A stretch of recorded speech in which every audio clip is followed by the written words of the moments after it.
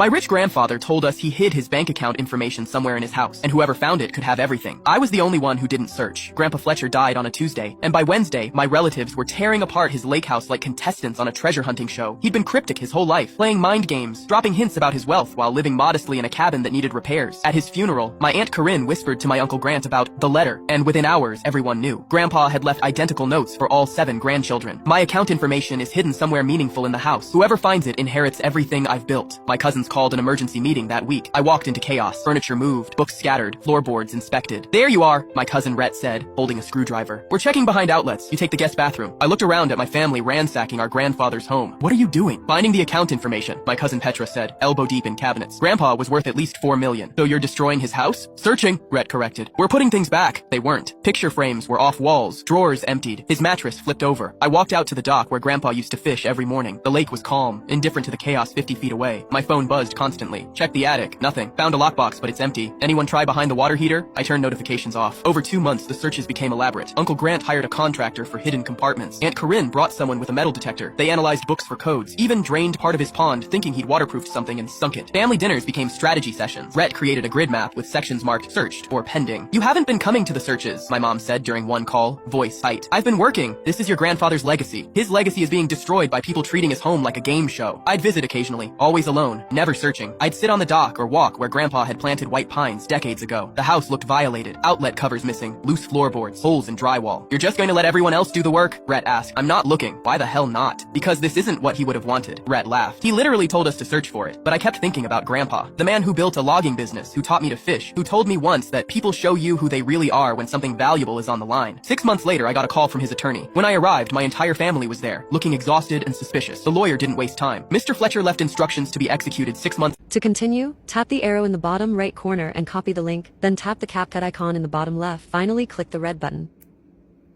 When I pulled out the tampon in front of her, she actually gagged. "We need to admit you," she said, covering her mouth. "Hospital day 1.